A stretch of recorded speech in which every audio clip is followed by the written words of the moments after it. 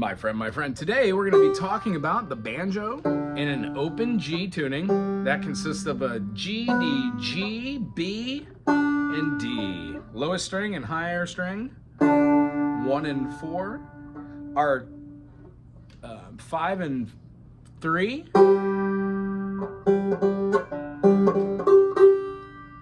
and then our B string. If you know a little chords behind this, and if you watch the other videos, they talk about triads, whether they're major or minor. We could also take chords that were majors, turn them into minors, right? We could turn them into diminished chords, augmented chords.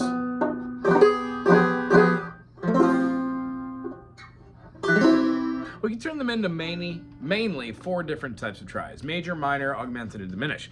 3 of which we talk about in major chords like Do, just a major scale. And then the absolute fun part is being able to turn that into a minor just from knowing the position scales that you have for a major chord. Well, how do you combine all this into one concept? Well, music's hard, go slow. That's the best explanation. When you start clocking hours, the first thing you do is you learn how to get these fingers working. One of our episodes talked about using just one finger down here and plucking. It doesn't matter what these notes are.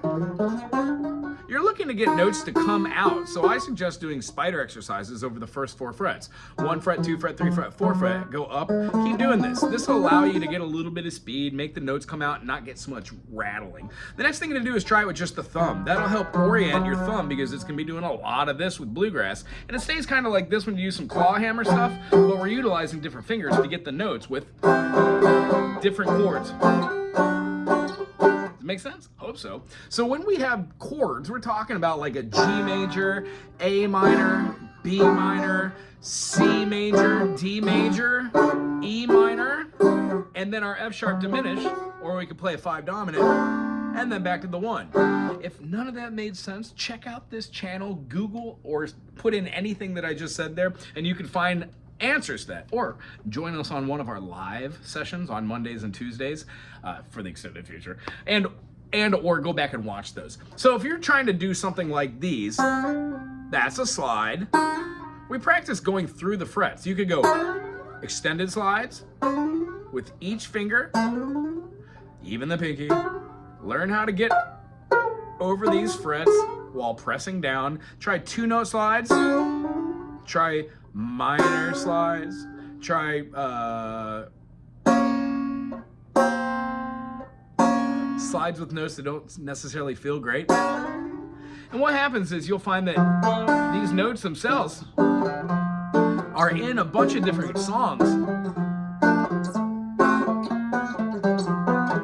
So the idea is being able to play around with the chord shapes that you know, like a D minor, and then seeing how something that has a diminished tonality can be also used within chord runs. Here's a great idea to start off in the beginning. Let's take C major. C major, D minor, E minor, we could go to F major, G major, A minor, B diminished, and then back to C again.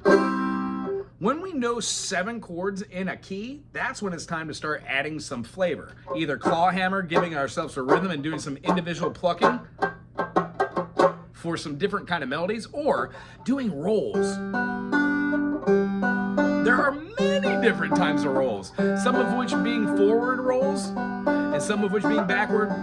Some are alternating rolls, which include our low D and our high G. But that's for another video. This video is about how to take something like a C major, maybe with a pluck on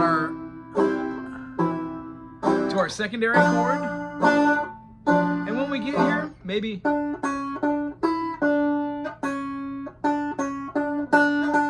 using notes of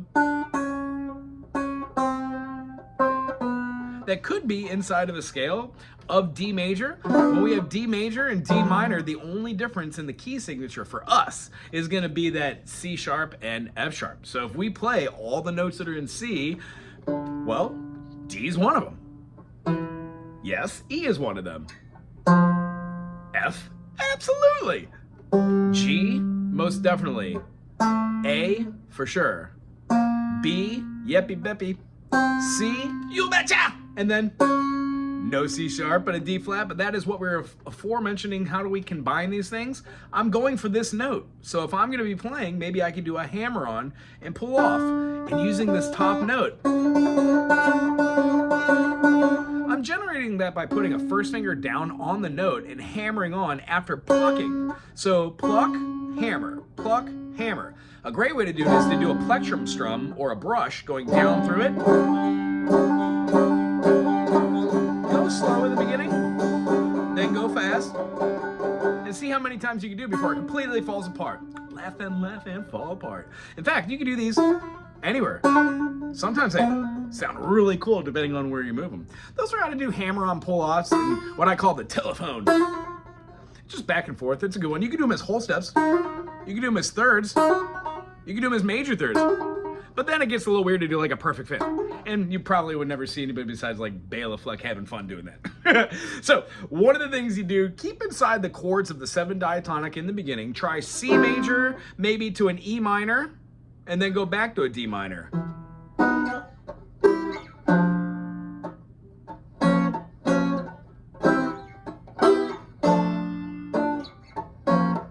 We're having a C major. We're gonna be E minor, D minor. Alright, hold on. There we go, sorry. It kind of has more of a diminished feel to it, doesn't it? How about just a straight up D minor? Don't play that open note. So E minor, D minor, and then C. That's a fun. Also, you could go up from here in the C. You could also play E minor, like this. And instead of playing just the D minor by itself, you can put this pinky up here, which closes out the rest of this. So you don't have to have an open D over there if you don't want it, but it works just as well. Higher intonation, if you will. Giving it the F, the third in the chord. Anywho, I hope this was a good idea on how you could, or good foundation on how to take a key signature, see the 7 diatonic notes, do some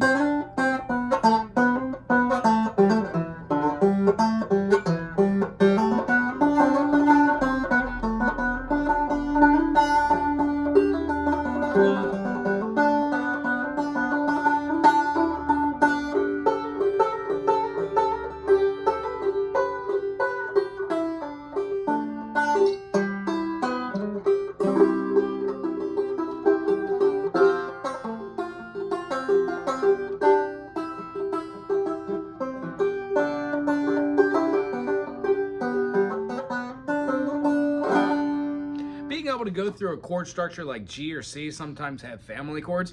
The further you go along by just playing something like C major, get some finger movements and changing your chords and trying the same roll or the same movement really opens up your mind on how you could do.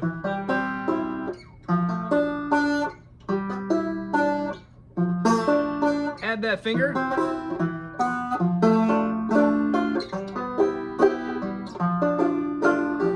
Yourself a melody, a cadence.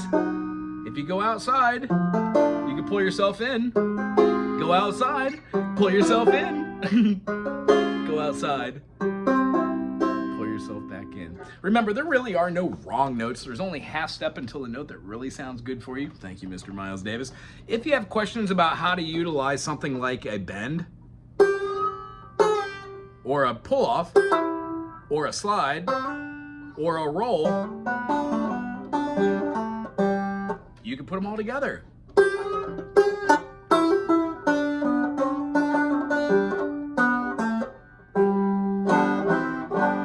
hope this was a good start for a little foundation. If you have any questions, put them in the comment section below and ask questions. Aloha.